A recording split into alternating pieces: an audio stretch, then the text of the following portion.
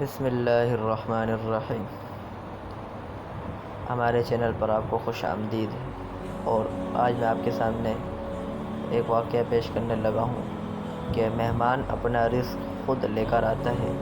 اس کا واقعہ یوں ہے کہ بیان کیا جاتا ہے کہ کسی گاؤں میں ایک صاحب کا اپنی بیوی سے جھگڑا ہو گیا۔ ابھی جھگڑا ختم نہیں ہوا تھا کہ اسی اثنا میں ان کے گھر مہمان آ گیا۔ خاوند نے اسے اپنی بیٹھک میں بٹھا دیا اور بیوی سے کہا کہ فلاں رشتہ دار مہمان آیا ہے، اس کے لیے کھانا بنا لو۔ وہ غصے میں تھی، کہنے لگی نہ تمہارے لیے کھانا ہے نہ تمہارے مہمان کے لیے۔ وہ بڑا پریشان ہوا کہ لڑائی تو ہماری اپنی ہے، اگر رشتہ دار کو اس بات کا پتہ چل گیا تو خواہ مخواہ خاندان میں بات ہوئے گی اور خواری الگ سے ہوئے گی۔ لہذا خاموشی سے آ کر مہمان کے پاس چپ چاپ بیٹھ گیا۔ اتنے میں اسے خیال آ گیا کہ چلو بیوی اگر روٹی نہیں پکاتی تو سامنے والے ہمارے ہمسائے بہت ہی اچھے لوگ ہیں، میں انہیں ایک مہمان کا کھانا پکانے کے لیے کہہ دیتا ہوں۔ چنانچہ وہ ان کے پاس گیا اور کہنے لگا بیوی کی طبیعت آج کچھ خراب ہے، لہٰذا آپ ہمارے مہمان کے لیے کھانے کا انتظام کر دیں۔ انہوں نے کہا ٹھیک ہے۔ وہ مطمئن ہو کر مہمان کے پاس آ کر بیٹھ گیا۔ مہمان کو کم از کم کھانا تو مل جائے گا، جس سے میری عزت بھی بچ جائے گی۔ تھوڑی دیر کے بعد مہمان نے کہا ذرا ٹھنڈا پانی تو لا دیجیے۔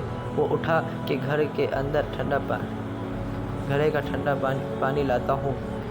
اندر گیا تو دیکھا کہ بیوی تو زاروں کی طرح رو رہی ہے۔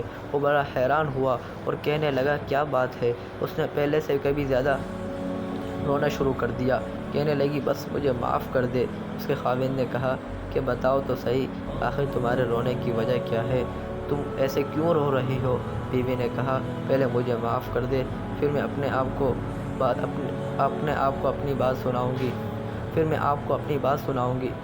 خیر، اس نے کہہ دیا کہ جو لڑائی جھگڑا ہوا ہے میں نے وہ دل سے نکال دیا ہے اور تمہیں معاف کر دیا۔ پھر وہ کہنے لگی کہ جب آپ نے آ کر مہمان کے بارے میں بتایا اور میں نے کہہ دیا کہ نہ تمہارے لیے کچھ پکے گا اور نہ ہی تمہارے مہمان کے لیے کچھ پکے گا تو آپ چلے گئے، مگر میں نے دل میں سوچا کہ لڑائی تو میری اور آپ کی ہے اور یہ مہمان رشتہ دار ہے، ہمیں اس کے سامنے اپنے جھگڑے کی پول نہیں کھولنی چاہیے۔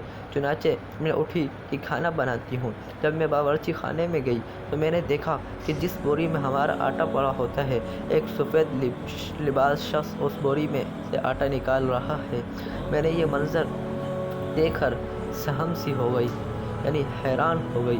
وہ مجھے کہنے لگے کہ اے خاتون پریشان نہ ہو، یہ تمہارے مہمان کا حصہ تھا جو تمہارے آٹے میں شامل تھا۔ اب چونکہ یہ ہمسائے کے گھر میں پکنا ہے، اس لیے وہی آٹا لینے کے لیے میں یہاں آیا ہوں۔ اس واقعے سے ثابت ہوتا ہے کہ مہمان بعد میں آتا ہے، جبکہ اللہ تعالیٰ اس کا رزق پہلے ہی بھیج دیتا ہے۔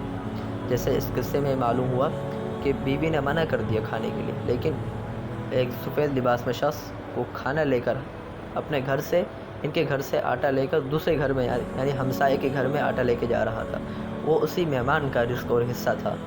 ہمیں بھی چاہیے کہ ہمارے گھر میں یا ہمارے کوئی بھی رشتہ دار، کوئی بھی شخص مہمان بن کر آئے تو مہمان رزق خود لے کر آتا ہے، اور حدیث میں آتا ہے کہ مہمان کو 3 دن تک کھلاؤ، اچھا کھانا کھلاؤ۔ اور صحابہ کرام تو مہمان کے لیے چراغ بجھا دیتے تھے۔ دعا کرے کہ اللہ تعالی ہم سب کو مہمان کی عزت کرنے والا بنائے۔ اور